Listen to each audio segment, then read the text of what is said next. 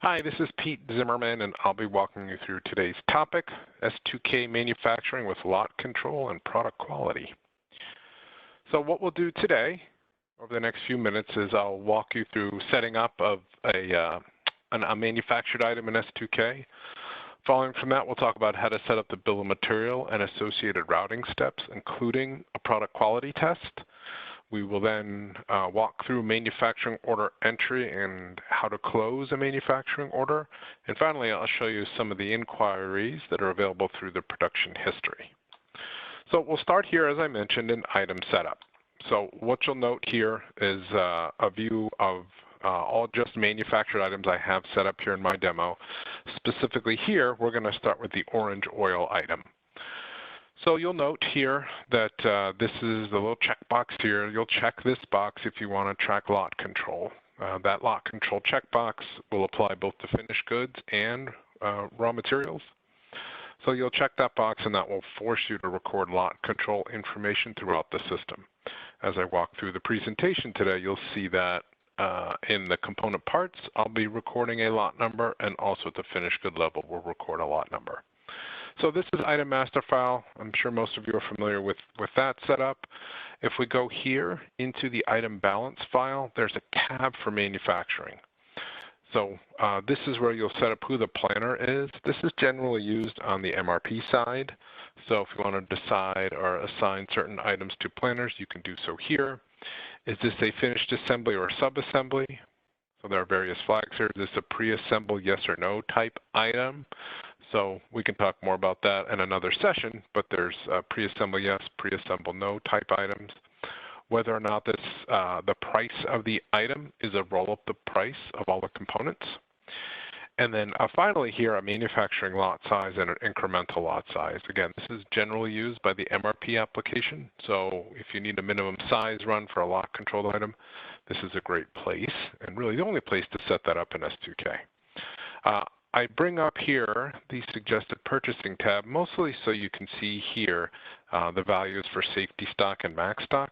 These will be important to set up if you want to do an override. Otherwise, the system will calculate for you your end-of-day safety stock and end-of-day max stock values. And these will be used for, again, for MRP planning purposes. So once we have the item information set up, we can move along here to the bill of material and the routings. So on the bill of material side, to start off, you'll see there are multiple revisions, and each revision would be assigned a revision type. Now, S2K offers both production and engineering type bills of materials. We're going to work with a production bill of material here, so that's a live bill of material, if you will, in the system. The engineering bill of material is really used if you are trying out a product, you want to do some introductions to it, you want to track engineering specs for a product before you make it production type bill of material. That's really what the engineering is for. So again, in our example here, we'll go ahead with the production side. I pre-populated a couple of components. So although there's just a couple of components here, I think it'll allow us to easily blow through and track everything as we walk through the balance of the presentation. So here's our bill of material file, a couple of components. As I said, we have a box and some oranges to make this infamous orange oil. The quantity per here is 1 each. So in order to make 1 unit of orange oil, I'm going to need 1 each of the box and 1 each of oranges. Okay, there are effectivity dates here that you'll see. So those will be very important as you walk through the application. And 999999 here is a valid date for components in the bill of material, so that essentially means they never expire. So it's from here, just so you see it, you can drill down. You can have a view of a single level costed bill of material or a multi-level costed bill of material. The idea in either case is I can see where my labor costs are, my material costs. I can really have visibility to see everything. Through the presentation, if you'll note here, I have a labor cost of $20 and a labor overhead of $2. I'll show you exactly where those come from as we walk through the balance of the presentation. Okay, but there is the ability to do an inquiry here to see how much the product would cost. Okay, in S2K also, what we have here are alternate routings, what we call methods. So in my example here, we're just going to look at method number 10. Okay, method number 10 has 2 operations, 10 and 20. Our first operation 10 is blending, so we're going to blend product together, and then we're going to package it up. So we'll move here from operation 10 to 20. If we look at the setup, though, of routing operation 10 here, again, what we're calling blending, you'll define here a department and a work center where we're going to do this production. Okay? So in another coffee talk, we can talk about the production scheduling aspects of the system, but for our purposes here, just in the routing setup, we'll define where we're going to run this product, so at the blending work center, and I'm going to make one piece per hour, and I need 1 person hour to make that. So in order to keep the math simple and have us be able to intelligently talk about this, I have some simple numbers here. Okay, in addition to that, though, in addition to setting up the routing steps here, you'll see a QA button. So this is where we'll set up product quality testing. So in my example here, we're going to do a color check. So at the end of production, and I'll show this to you in the presentation, we're going to walk through the product quality reporting aspects of the system so we can actually see and track a finished good lot and all the various tests that were done along with it. In this case, the product quality or the QA testing is being attached to the item and routing step. So we have that all established here, right, in the routing setup. In addition to that, on the Work Center side, I do just want to point out that this is where we'll establish a description, a rate code also. So as we flow through the presentation, I'm going to show you where the costing comes from. But just note that within each work center, there's a labor rate code, and you'll see more of that later. You'll see where that actually gets displayed when we do the inquiry and the production summary history.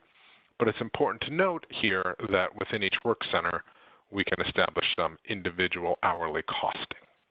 Okay? So again, my hourly rate is 20 with an overhead percentage of 10%. So this overhead percentage is 10% of this hourly rate. So what that means is on a per hour basis, we're going to establish $2 for overhead cost. Okay, so you have all of those capabilities to set that information up here right within the routings and drilling down here into the work center and rate file. One of the other options that we have in S2K when you do set up your routings is this ability to define here which individual components do I need at any given work center. So again, I just have the 2 components here, but I think it flows through nicely. When I start my production, I need to make sure I have my components available to me at a given work center. So I can define in each routing step which components from the bill of material are required at that step. Last here on the routing setup would be our assembly instructions. So this is an opportunity to enter in any text or instructions that you want printed out on the manufacturing order. So after the manufacturing order is entered and printed, any information here relative to assembly instructions would also be printed out. So now that we have our items set up, we have the bills of materials set up, and the routing set up, we can move on to the manufacturing order entry, and then in turn, closing out the manufacturing order. So manufacturing order in S2K is very similar to customer order entry and purchase order entry in that they both are made up of 3 screens. They both have a header, detail, and summary. Okay, so it's here we'll create a manufacturing order. In my case, I've done a make to stock. You can do a make to an order, a planned manufacturing order, or a maintenance order. We can cover those in another session, but for our purposes here, we're going to go ahead and record manufacturer number 72 with a due date of today. On any given manufacturing order, just like a customer order or purchase order, you can have multiple line items. In our example here, we're just going to say I have 3 units of orange oil that I'm going to make. Okay, so we'll key in the quantity here. We've searched and entered in the item number. And you can also, though, drill down to see for this given item, remember what we had set up in the bill of material before, so quantity per of 1. So the system is saying if you're going to make 3 units of orange oil, you're going to need 3 boxes and 3 oranges, and here's what you have available. So in our case here, we have plenty of availability. We can also see, though, if anything were not available, we would have visibility to see that. And the system can, if you've set it up, will promote a substitute to you. So if there were any given component part that you didn't have enough of, the system can tell you a valid substitute. You would have set that up in the item file, but there are substitution options available here for components. So once we finish that, we hit enter. Again, just like the other order entry programs, you'll see the line item moves to the top. So now we're going to make 3 units of orange oil. I will now go ahead and end this order. This will summarize everything here for me.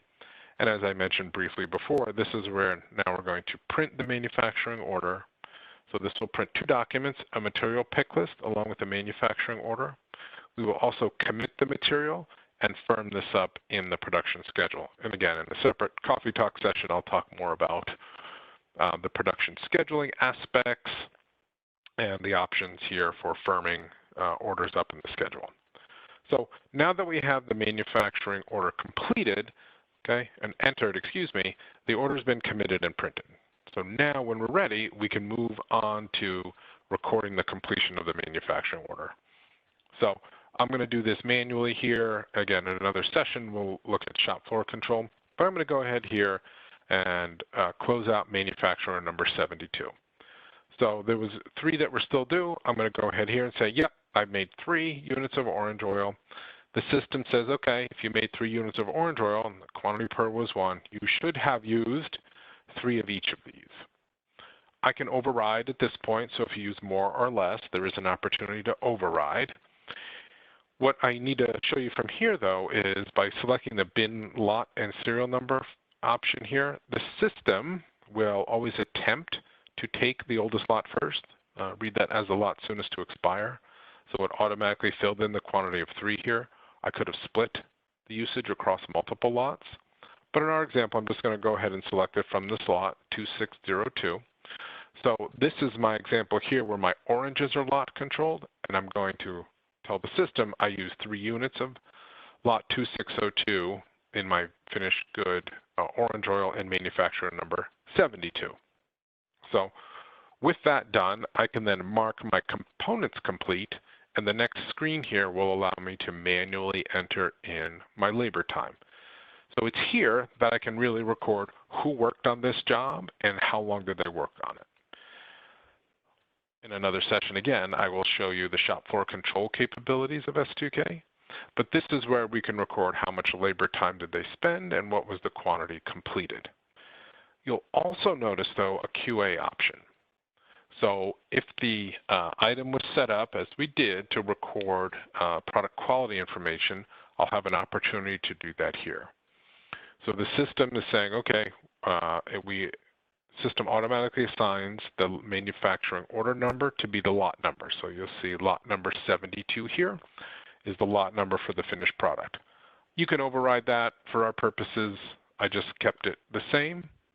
When I hit enter here, now the system will drill in and say, okay, here's the test that you need to perform. So you need to check the color. If I double click on that to select, the system will give me my options here. So in my example, this is what we call a pass-fail test. So I'll say, in our example, it passed. There are other types of tests. There's a table test where you choose from a series of values. So there are other testing options for our purposes here. I'm just going to do the simple pass-fail test. I will select that it passed, and you'll notice that it turns green. If I had indicated that it failed, it would have turned red. With the workflow triggers in S2K, it would have also sent someone an email saying that there was a failure on a product quality test. But because this passed, I can continue on and say, yes, my manufacturing order product quality testing is now completed. It returns me here to the screen just to validate that there's no one else that's worked on this order. I could have recorded multiple people working on the manufacturing order. For our purposes, I'm just going to hit enter to continue. I'll indicate here that the order is completed. And now, because the finished good is lot controlled, the system is going to ask me to enter in a lot number. Again, just to be consistent, I use the same lot number as we saw before. Here's my quantity of 3.